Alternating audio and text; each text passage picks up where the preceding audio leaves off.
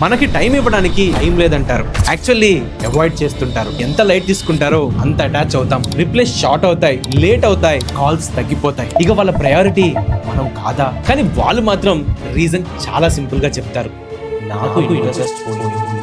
ప్రేమ మొదట్లో ఉన్న ఎక్సైట్మెంట్ చివరి వరకు ఉండదు. ఎందుకు? వద్దు అనే వాళ్ళే ఎక్కువ నచ్చుతారు. ఎందుకు మనం ఎప్పుడు మనకి ఎమోషనల్ గా అవైలబుల్ లేని పర్సన్స్ మీదనే ఎక్కువ ఇంట్రెస్ట్ చూపిస్తాం. మనకు రిప్లై లేట్ గా ఇస్తారు, మన కాల్స్ అవాయిడ్ చేస్తారు, క్లియర్ గా మన మీద ఇంట్రెస్ట్ లేనట్టే ఉంటారు. కానీ మనం వాళ్ళని వదిలేకుండా ఇంకా అటాచ్ అవుతాం. ఎందుకంటే వాళ్ళు మనకి ఎప్పుడు క్లారిటీ ఇవ్వరు. మనం వాళ్ళని అర్థం చేసుకోవడానికి ట్రై చేస్తుంటాం, ఎఫర్ట్స్ పెడుతుంటాం. కొంచెం వాళ్ళు అటెన్షన్ ఇస్తే చాలు, అబ్బా వాళ్ళకి మనం చాలా స్పెషల్ ఏమో అని మనమే అనుకుంటాం. యాక్చువల్లీ ప్రాబ్లం ఏంటంటే ఎప్పుడు మనమే అనుకుంటూ ఉంటాం, ఇప్పుడు ఇలా ఉన్నా తర్వాత నా కోసం మారతారేమో, వాళ్ళకి ఎక్స్ప్రెస్ చేయడం రాదేమో, నేనంటే కేర్ ఇష్టం ఉందేమో అనుకుంటూ ఉంటాం. వాళ్ళు మనల్ని ఎంత లైట్ తీసుకుంటారో మనం వాళ్ళకి అంత అటాచ్ అవుతాం.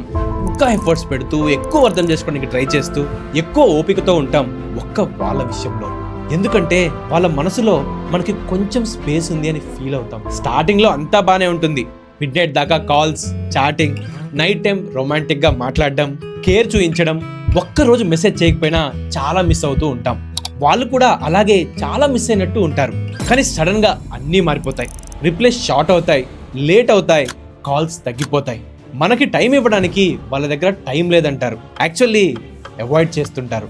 స్లోగా ఇంట్రెస్ట్ పోతుంది వాళ్ళకి. అప్పుడు మనం కన్ఫ్యూజ్ అవుతుంటాం, నేనేమైనా తప్పు చేశానా, నేనేమైనా తప్పుగా మాట్లాడానా, నా వల్ల ఏమైనా బాధపడ్డారా, లేక వేరే ఎవరైనా వచ్చారా, ఇక వాళ్ళ ప్రయారిటీ మనం కాదా అనే ఫీలింగ్తో యాంగ్జైటీ వచ్చేస్తుంది మనకి. కానీ వాళ్ళు మాత్రం రీజన్ చాలా సింపుల్గా చెప్తారు, నాకు ఇంట్రెస్ట్ పోయింది. దీనికి రీజన్ ఏంటంటే నువ్వు ఎప్పుడు అలాగే ఉన్నావా అంటూ ఆట దాటేస్తారు. ఇక్కడ ప్రాబ్లం నీ అవైలబిలిటీ. నువ్వేంటో మొత్తం అర్థమైపోయింది. నీ గురించి తెలుసుకోవాలి అనే క్యూరియాసిటీ ఇప్పుడు పూర్తయిపోయింది. నువ్వు ఎప్పుడూ అవైలబుల్గా ఉంటూ నీ గురించి తెలుసుకోవడానికి ఏమీ లేనప్పుడు, నువ్వేంటో అర్థమైనప్పుడు ఎక్స్పెక్టేషన్స్ మారిపోతాయి, అట్రాక్షన్ తగ్గిపోతుంది, మాట్లాడాలి, టైం స్పెండ్ చేయాలనే ఎగ్జైట్మెంట్ తగ్గిపోతుంది. స్టార్టింగ్ లో మనతో చాలా ఇంట్రెస్టింగ్ గా మాట్లాడుతూ మన గురించి ప్రతి చిన్న విషయం చాలా ఎగ్జైటింగ్ గా వింటూ మన గురించి తెలుసుకుంటూ మనతో టైం స్పెండ్ చేస్తారు. మెల్లగా అది అలవాటైపోతుంది. అన్నీ ఏమి సడన్ గా జరగవు. మన మీద పెట్టుకున్న ఎక్స్పెక్టేషన్స్ రీచ్ అవ్వలేకపోవడం వల్లనో, లేక వాళ్ళకి వేరే ప్రయారిటీ రావడం వల్లనో, ఇంకా లేదా ఎవరైనా లేదా ఏదైనా ఎగ్జైటింగ్ గా ఉండడం వల్లనో, క్యూరియాసిటీ పెంచడం వల్లనో పెరగడం వల్లనో మన మీద ఇంట్రెస్ట్ పోతుంది.